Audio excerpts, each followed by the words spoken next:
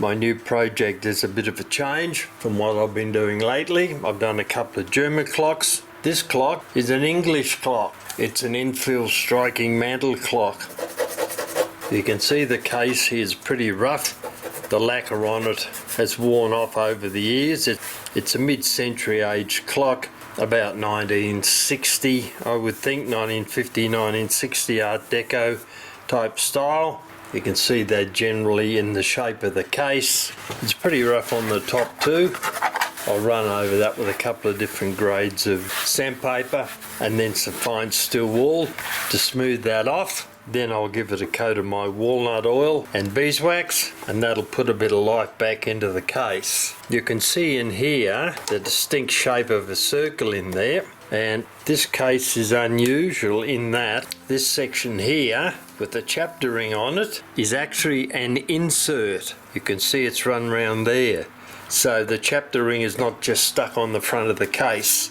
This whole section is an insert, and the chapter ring is on there.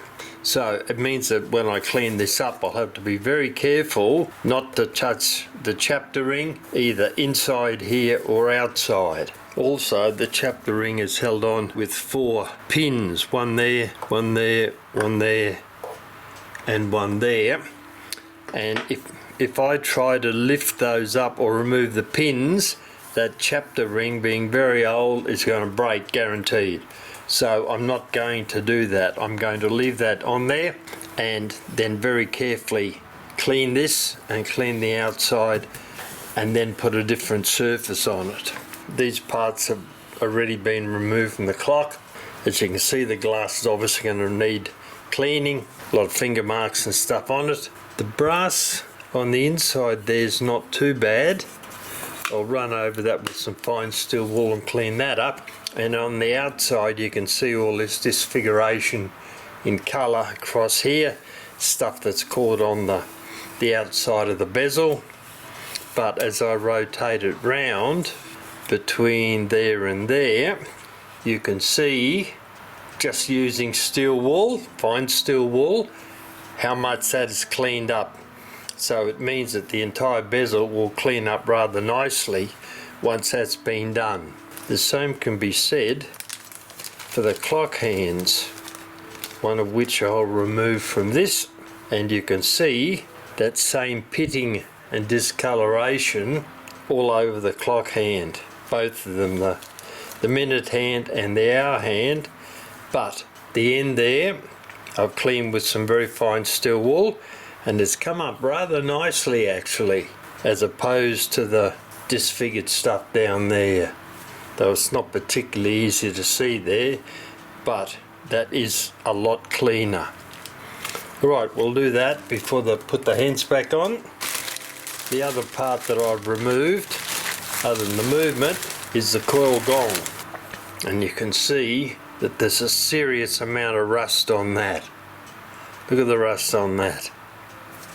So we'll have to run around that with some steel wool, once again pushing it out like that so that we can get on the inside of it and clean that up. And I might even actually try cleaning that up with some vinegar and a new product to me that a viewer of the channel recommended, and it's called Barkeeper's Friend, and apparently it removes rust very, very well. So we'll be putting that to the test on this coil spring. Alright, put that aside for the moment, and here's the movement from the clock, front of the movement, the back of the movement. So we're going to start taking that to pieces. We'll start off by letting the mainsprings down. They're both round pretty tightly, so I'll be back in a moment and we'll do that. This is the original key that came with the clock. You can see also we could do with a bit of cleaning up. I'll give it a quick run over here for a moment with some fine steel wool and see what difference it makes. Yep, you can see quite a difference there, that side to there. Yep, we'll clean that up. And this is the original bob. That knurl nut there is a rating nut. You increase the length And by turning that to the right, you increase the length of the pendulum and slow down the beat on the clock, and turning it to the left, you speed it up. Alright, let's have a look at the movement. First thing we'll have to do is let down the mainsprings. I'll get my let down tool. That's smaller than the usual number 6, I'm quite sure. We'll use a let down tool, number 5 is the grade. Put it on the movement. As you can see there, it's on the winding arbor.